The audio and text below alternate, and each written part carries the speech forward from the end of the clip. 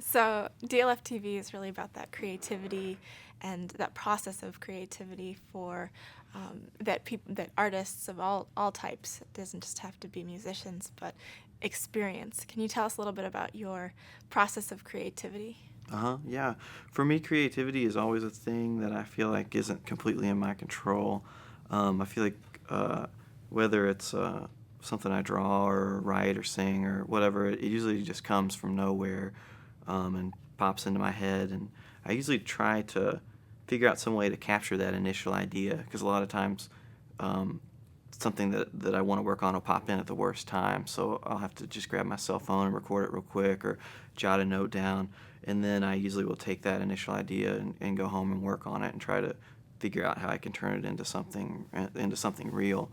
And usually the ideas are a lot different. Sometimes it'll just be like a couple notes, or sometimes it'll be like a line, or sometimes it'll be lots of lines and drums and strings and horns and everything that you could imagine coming in.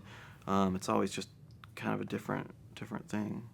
When you play, do you feel like you get into a zone or a different state of being sometimes? That's the goal, yeah. Because when things are good, they don't really exist. For me, when we're playing a show, if it's a great show, I close my eyes and strike a chord, and it all turns into noise. And then I open my eyes, and it's over, and I'm walking off the stage, and 3 hours have passed.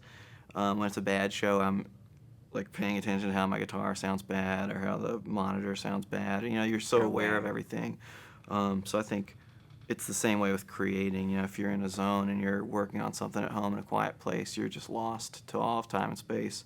But if the dog's barking or the phone's ringing or stuff's going wrong, you're like, it's hard to concentrate because you're fixated on all the little details. I know that you do different types of meditation and you're very interested in that. And do you feel that when you meditate you have that same feeling sometimes of being in that zone? Sometimes it's just the same as anything else, really. It's like sometimes I'll sit down to meditate and it just won't happen. There's just too much going on.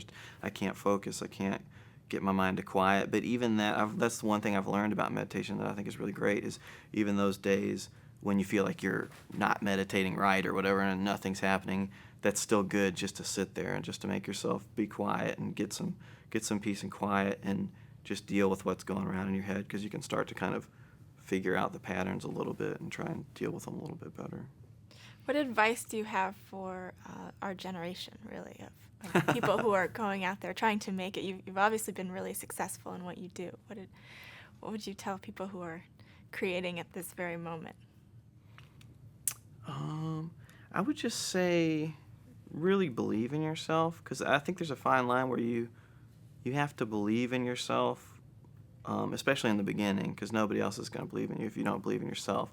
And it's not an egotistical thing, but you just have to, I guess you just have to find a way to really believe in what you're doing and really love it and really have fun with it and don't let anybody tell you that it's not going to work or it's the wrong thing to do because I really believe, I forget there's some story or something, like The Alchemist or something, just like if you follow your true nature, life will help you along the path to get to where you're supposed to go. And I feel like if you are an artist that wants to create and you've got things coming through your head, even if you put them out there at first and you're unsure about them and people are like, that's horrible, as long as you believe in yourself and you keep doing it and you keep having fun, I think that there's a path to really fulfill yourself, to find fulfillment with your art or your music or whatever.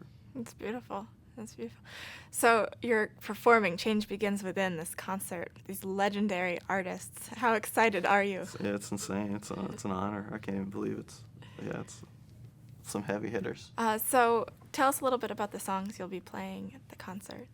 Well, I'm lucky enough to get to play with Donovan, which is really cool. We covered Where Your Love Like Heaven.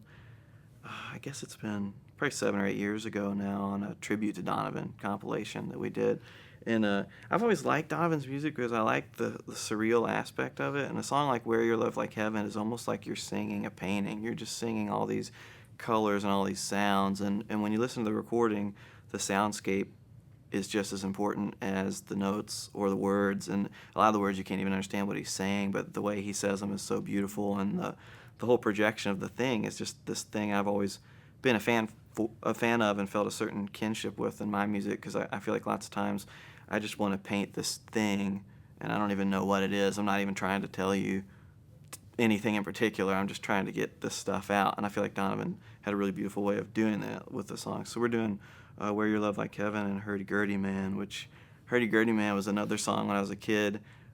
We were in the garage, and somebody plugged a mic into an amp with tremolo on it, and we started doing